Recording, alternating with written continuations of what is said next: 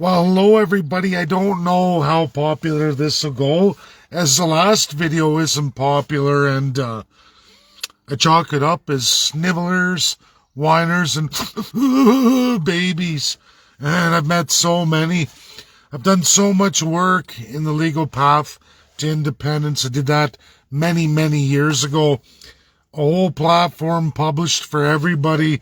I tagged Dennis Modry, Ron Vaillant, and Mark Friesen, three clearly different narratives on a subject that's been beaten to death, published in a platform. I know I published it, and a lot of people going forward, like Dennis Modry and APP, and of course all the lovers of the crown, come forward and say, oh, no, you don't know what you're talking about, or it's this way, it's that way. And they're all guilty, folks, every single one of them, of twisting official truths. Here's the first truth.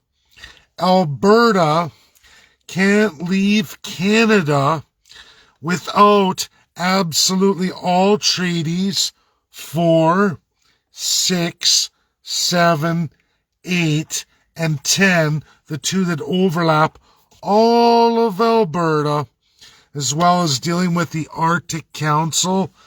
Métis Nation, you're probably okay to deal with them directly, as Alberta in Canada is the only province to ever settle the Métis. Now, they did that absolutely with just Treaty Indian land, with no permission from the Treaty Indians. What's done is done. That's the crown of Alberta. There's a federal crown. I talk a lot now, all separatists or sovereigntists or autonomists or so many others, all about the crown, because it is the crown that binds you. Now, international law for Dennis Modry, the heart surgeon, a friend of mine at least at a level, for Ron Vaillant, a friend of mine at another level, in another idea, whether that's 51st state, another valued option. I could tag a lot of other people in this. And then Mark Friesen with PPC, Maxime Bernier. I got problems with both Dennis Modry, Ron Vaillant, and as well Mark Friesen, folks, and that is the crown. Not the fact that they're all wrong. All three of them are wrong in international law. For free, for nothing, because it's already been published, are 4 international treaties that are not binding international law. Not any of them on their own, but they are 2 opposing treaties implementing a lot of the same provisions. This is one being a League of Nations overlap, accepted in the UN. That is the IMO, for anyone who doesn't like to read, which is almost 99% of everybody who wants to get into separation, 51st state, autonomy, sovereignty. None of them like to read. I give you 2 treaties, one from the League of Nations, accepted, bound into the UN as international law, IMO. But the treaties are not bound that they've made. They did Law of the Sea, and I give you the binding allies of World War II who have bound that into law, and most of the world has recognized it. It hasn't been vetoed, but it hasn't been bound into international law, not officially. Now, there's the opposing treaty. I give you Law of the Sea.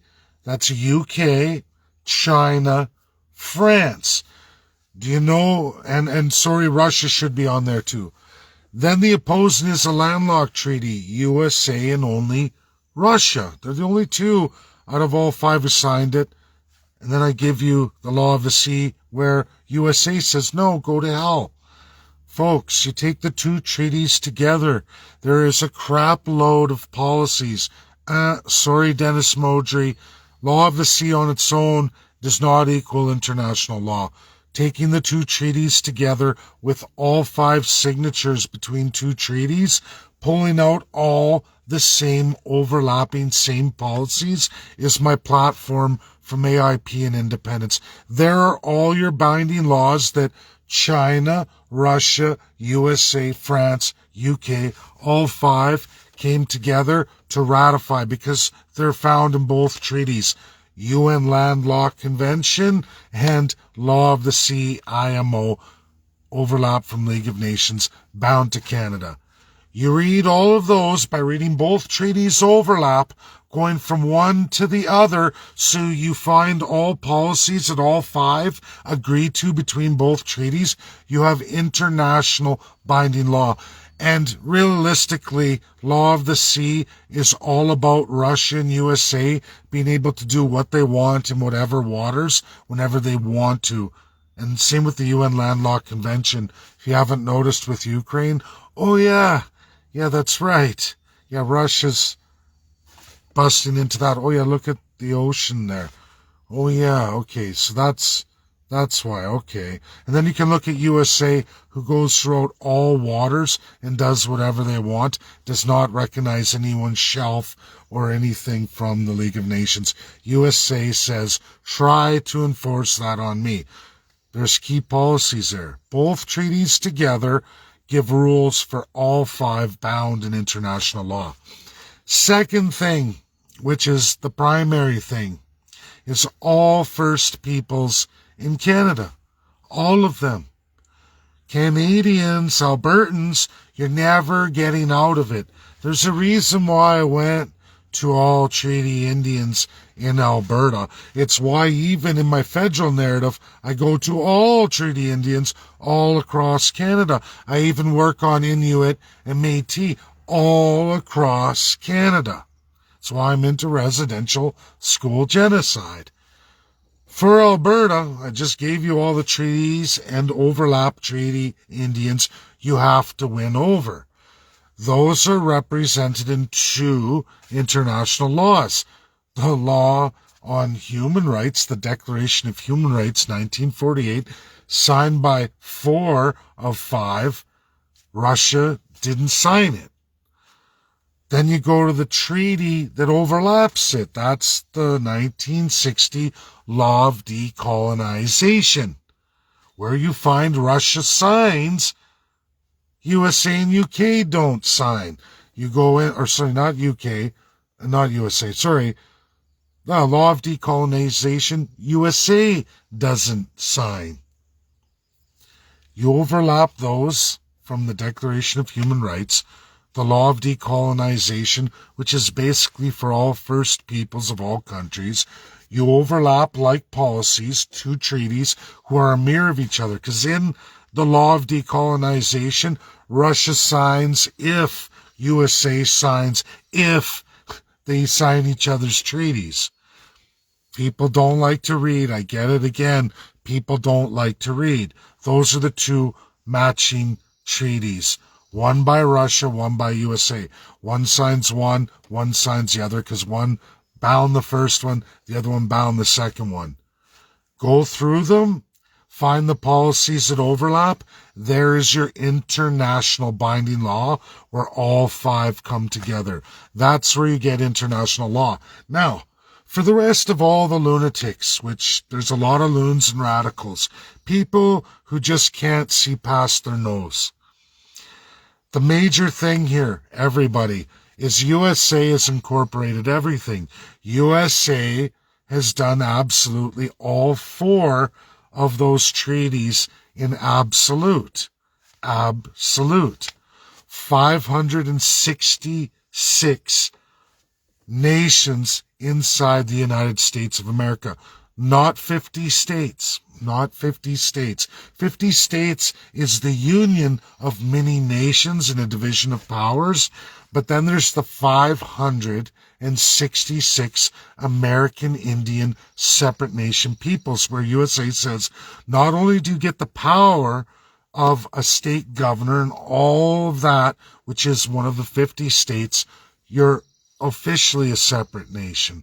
We are giving you the federal power of your own ministry, that we will help and assist, but we will not govern you federally, only through a federal power, meaning you don't govern the United States.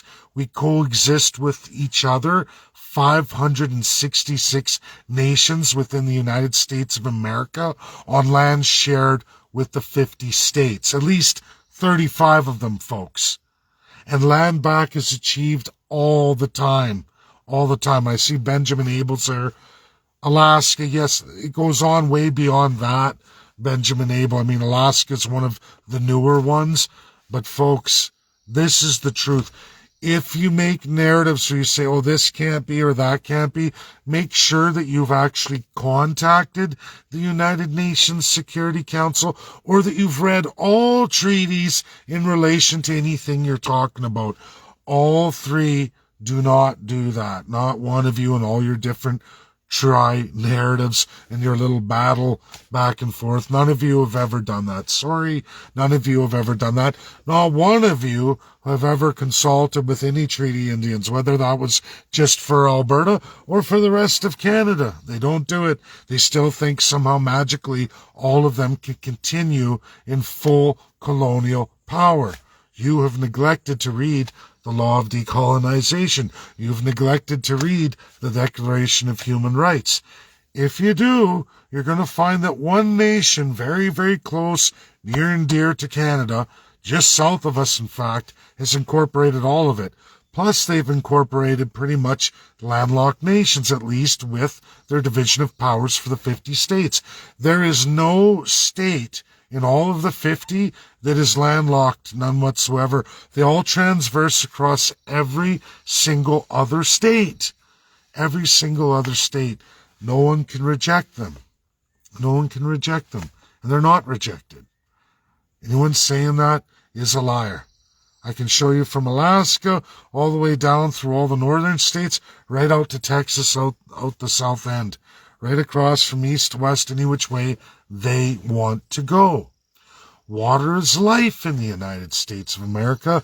Half of Canada, water is not life. If you don't know what that means, I'm sorry. I've published for the end of time about all this stuff. People chose to believe what they want.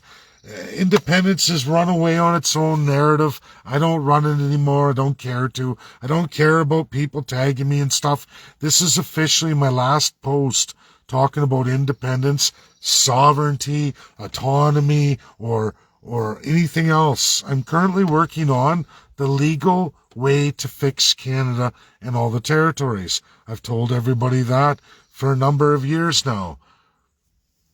I gave the legal path to independence. It's not my fault. People can't keep up with. I won't be tagged and called a son of a bitch. I won't be tagged and be called an asshole or a liar or all these other things because you people can't fucking read. I'm sorry. And I don't know how else other to say that nice. In fact, today, I'm on my way to meet Treaty 7 and Treaty 6. I had a glorious meeting with Treaty 8. I still do monumental works that none of these other lazy motherfuckers, half of them elected to office, will ever do because they're genocidal maniacs. They lie, cheat, and steal. Canada imposes a League of Nations IMO policy on all Canadians and First Peoples. I'll give this to Dennis Modry, even though he answers the wrong international truth. He's wrong on the Law of the Sea Treaty because he didn't do the overlap on the Landlocked Nations Treaty to pair up all 5 nations in policy. Other than that, he's right. Put all that aside, he's right. It is Canada and the Crown of Canada, the Crown of the provinces, that blocks everything through policy for all Canadians and First Peoples. It's to punish the slaves, it's to divide the people, it's to kill and genocide the Canadian Indian, Métis, and Inuit. That's the only answer that it could be, folks. That's it. There's nothing else. History highlights this. IMO published all the changes January 1st, 2020.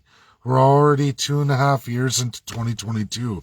I screamed my head off about this many, many years ago. But every Canadian, every First Person, every Métis, every Inuit, in large numbers, at least 90 percentile, seem to believe that the government cares about them. Everything that all the politicians tell them is the truth. They like what the politicians have done historically. I don't. I don't like being lied to, and I certainly don't lie to anybody. I don't want to hear from people anymore. If one, you can't talk to me in a civil manner, and two, you think you're some kind of entitled piece of shit that thinks I work for you. I don't. I don't charge people for anything. I've never asked anybody for really any money besides being in an official election. I don't think I've ever asked anybody for anything. And I don't think it's right that people seem to think I owe them a free lunch. I hate socialism. I've worked hard my whole life. Most people are beggars and the opposite of what they say. They rely on donations. They rely on the twisting of their tongue. No different than the rest of the corrupt criminal crown politicians, because most of these people are in bed with the crown. Dennis Modry, I see you clearly want to go on with the crown. I see Mark Friesen, you're with the crown. Maxime Bernier says crown, crown, crown. Lifetime Privy Council. I don't know how you fools can all try to even justify what you say and continue forward. I don't. It's cockamamie. It's not truthful. And then you guys act like somehow I'm to blame. Now, Ron Vaillant, I didn't go through all your video and all your disputes. I did see enough of what you published of Dennis Modry. Yes, he's in error on certain things, but it is really, honestly, at the end of the day, everybody. I don't care who you are. It is the policies of the Canadian and provincial politicians who are screwing Canada and all the people of Canada, plus all the First Peoples of Canada, over forever and a day. It always has been. It is not the UN. There's no evil UN fucking you. There is an evil Canada crown fucking you by taking all the UN garbage can agreements. You can't bring forward anything Canada's brought forward that's been bound in international law on its own, or in fact has already been vetoed by the victorious allies of World War II and thrown in the UN garbage can, where Justin Trudeau, Stephen Harper, you name it, it goes back years and years, where these politicians dig in the UN garbage can and go, look, I have a law that I'm going to impose on my people in the name of divine socialism or divine capitalism. In either narrative, they're neither or. It's socialism and all its perks for the divine first class. It is capitalism divine for the divine first class. You, the third class working Joe Janes and business owners, get all the bills. It is you, the savage Indian, who lives like shit with your hand out to the federal government, and you have no choice in the matter. It's wrong. It's a massive human rights violation. And again, folks, if you want any answers to the truth, just hop over the border to the United States of America. Cross the parallel. Go do it. You'll find the truth of everything I've said. That USA has completed all of these things that apparently Mark Friesen, Ron Vaillant, Dennis Modry can't get right, but it's been done exactly an opposite of everything they say in the United States of America. And you can chronologically look at it from 1948. I've given you 4 laws overlapping what's in law, and you will find all the overlaps of all 4 of these laws, just these ones, are all alive and well in the United States of America alone. Just our immediate neighbor.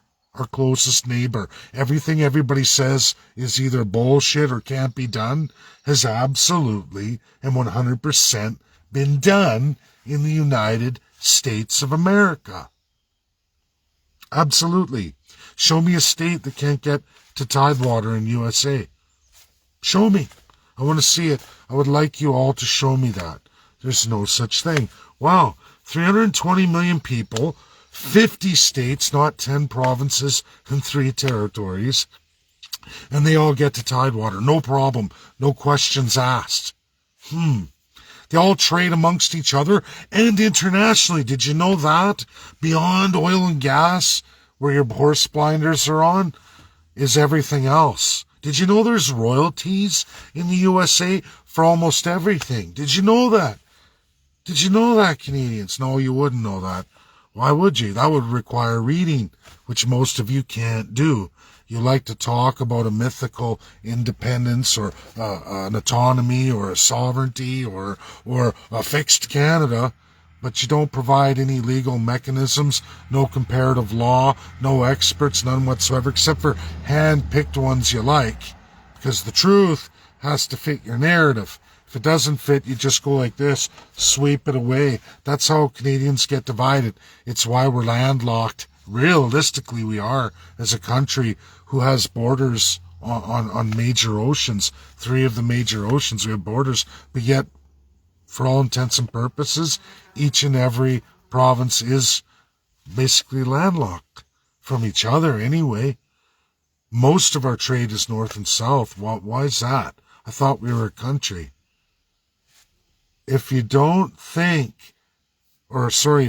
it's the UN, you're crazy, delusional. It's absolutely the crown design of Canada and its filthy provincial design and federalism, because there are no constitutionalism. It is all the policies of the government forever and a day.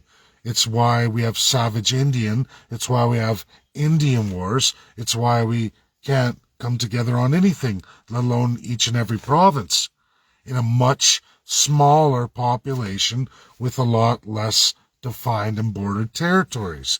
Think about that in the USA.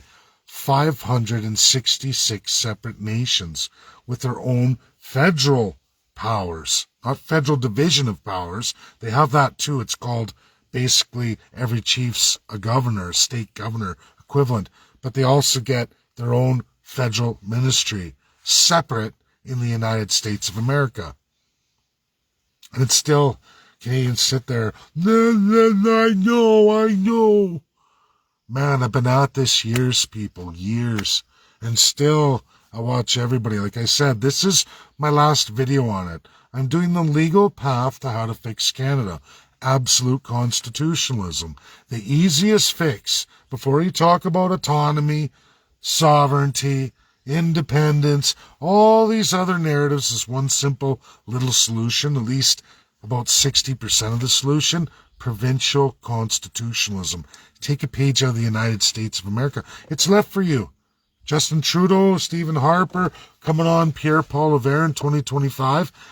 You guys, none of these fuckers can stop you as a province. Right now, dirty, filthy Jason Kenney, who prorogued legislature, given all the MLAs a 5-month holiday till the next election with a 30-day ascension day. And we'll talk about crown corruption. These fuckers are going to get a 6-month paid holiday, so that way that Property Rights Commission will be extinct by the time we get to the next election. It'll be 3 months in Alberta before the writ drop, February. People telling me, oh no, they're going to delay the election. Oh really? They're going to delay the election? You know how pissed off and for sure cementing NDP in the next government? Conservatives will never ever be labeled Democratic again. That would be crazy to do that. You would lose all credibility. People talk about things like they understand it, but they don't read. They certainly don't know history. They don't know international law. They don't even do comparative economic or comparative policy analysis from just similar countries, at least in shared borders, Canada, USA. That would be a great place to start. Does what I say, is there a place for that? Oh yeah, it's called the United States of America. Everything I've ever claimed or published can be found backed up in the United States of America, living fine and well today. Does what everybody else saying about this evil UN organization, which there is a crazy amount of centrist states, unitary states, absolute civil law socialists. It's a bulk of the UN, but they're the General Assembly and they're only an ideas machine. If you haven't read the UN Charter, you should go read it. It's only been around since your ancestors fought and died for it in World War II. Never again. That's what the UN Charter 1945 is. The promise of never again. You want to learn the power of the United Nations Security Council, the 5 allies of World War II? Read Section 5, going on all the way through to the end. It's a tremendous amount of power, real power. And they are the binders of international law. They also decide things like independence of nations. And there's all kinds of remedies and even more international laws. I just gave you a little taste of the Tidewater topic at hand with an extra 2 laws that I guess none of these 3, PPC, APP, or the Independence Party, and then some, I know there's an overlap of 51st State there too, but none of you seem to want to look at, and it's to your detriment. You'll never get any credibility or any kind of moving path forward, and you'll get crushed. You get laughed at because it is kind of laughable. How can you not get it at this stage of the game? I don't know. How many years do you got to go through in your own closed-off horse-blinder narrative thinking that the world doesn't apply to you or monumental achievements in the United States aren't real? Anyone who doesn't think that shit isn't real, you're smoking some crazy stuff. I don't know what that is, but I don't want any of that. That's for sure. That's my video. It's the last video I'm going to make on such topics. I hope more people quit me, actually, because I just don't want it anymore. I don't want people going off their rocker every time. I hate entitled people. To me, it's no different than NDP socialist. Most Canadians are. They profess not to be socialist. They could try to say they're conservative, but I find at the end of the day, they're the opposite of what they say they are. Politicians are, for sure. Divine socialist in the name of divine capitalism. All the reward with none of the risks like the rest of us have to go through. That doesn't make you a conservative. And this idea of socialism is a crown, divine socialism. Not interested in it. Can't stand Canada. Want to break the crown into a million pieces. That's my narrative going forward. Already gave the real legal path to independence. That platform was published live. It went through. It went all the way to the United Kingdom. I've been interviewed by lots of American academics, world-ranked academics. It took me on a great journey, and I'm happy with that. I don't need hillbilly bums tagging me, calling me names, or trying to draw me into arguments with other radical hillbilly bums. Not interested in it anymore. Legal path to fixing Canada, that takes the First Nations. It's done in real law, international law, comparative law, off the most finest example I can find right next door, the United States of America. That's what I like. And independence, you can get that too, but I've already published that, already left that ship out for other people to take, and I don't work for anybody, not for free. I'm not going to work for you, not going to jump on old horses. I ran a legal platform. I ran it as a nobody in a majority for the first time in Canadian history and Alberta's history. In a majority. Think about that. A majority cast of MLAs. I'm going to leave it at that.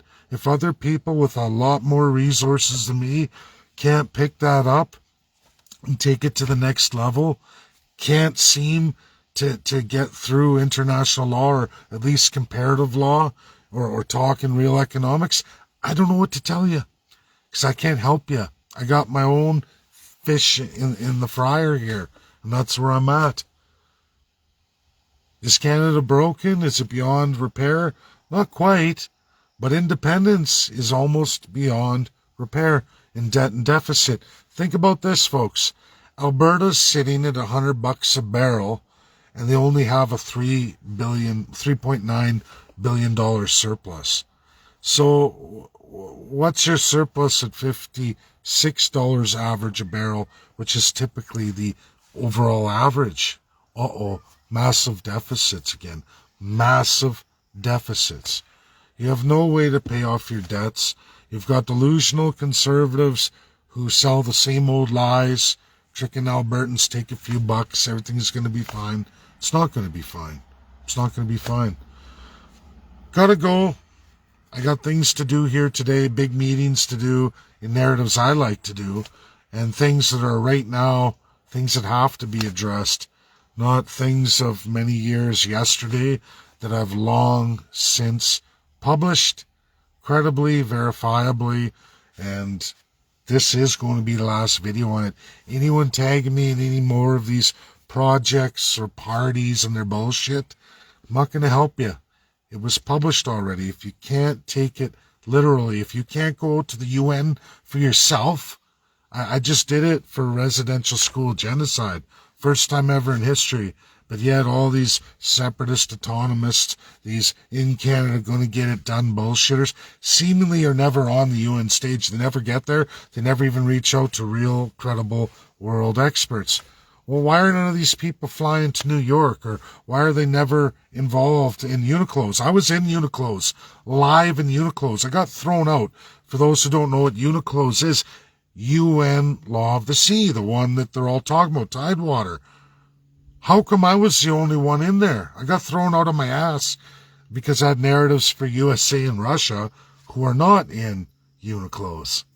Yeah, Russia, did get just punted out, but it didn't matter. USA had already left it.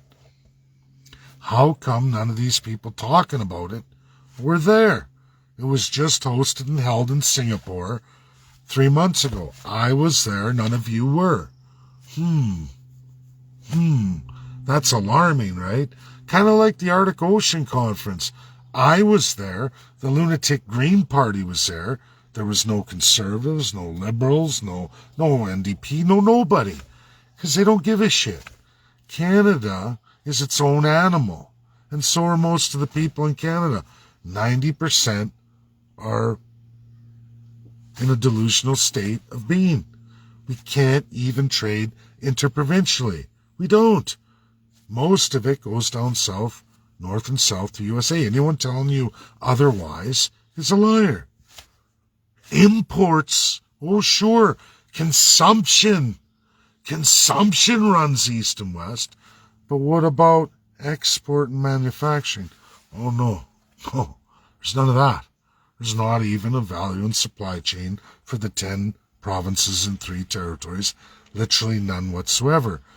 Again, 75% of your exports run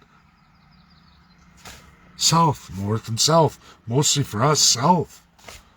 We don't export interprovincially. Very, very rare stuff. Less than 25%. And overseas, when you talk about Tidewater, most of the ships are coming in, dropping off for the rather large consumption needs of Canadians. That's the truth. Again, it's not hard to find out. I did 2 years of work on the IMO, which is International Maritime Organization, and all the shipping, all of it, monumental works. I don't think I've seen any of these others do any of it. Zero. In fact, I've never seen any of them, let alone share a map of just 1 month's shipping routes to Canada. None. I've been on it years. I don't do too much of it right now because it's not in the narrative I want to do, but these people love to talk about this stuff, but yet they don't do any of the work. Zero. Just like the rest of the politicians. Liberal, conservative, NDP, obviously PPC, same thing. All horseshit. All a bunch of lies. Anyhow, folks, that's my video. The last one I'm going to do on independence or any of these narratives. Just don't care. Don't. It's not what I'm working on anymore. It's already all being published. If you didn't save it, you didn't utilize it or keep it somewhere, not my problem. I don't work for any of you. You don't pay me. I never asked for any money to begin with. I did it out of the goodness of my heart. I know you're all making money. I know you all ask for donations. You're doing it all the time. You get people to donate. You should have enough money to get this shit done yourself. And you shouldn't really target guys who never ever suckled on the tit of his fellow Albertans, that's for sure, or any First Peoples. Never. but the rest did. We'll see you later, folks. Bye now.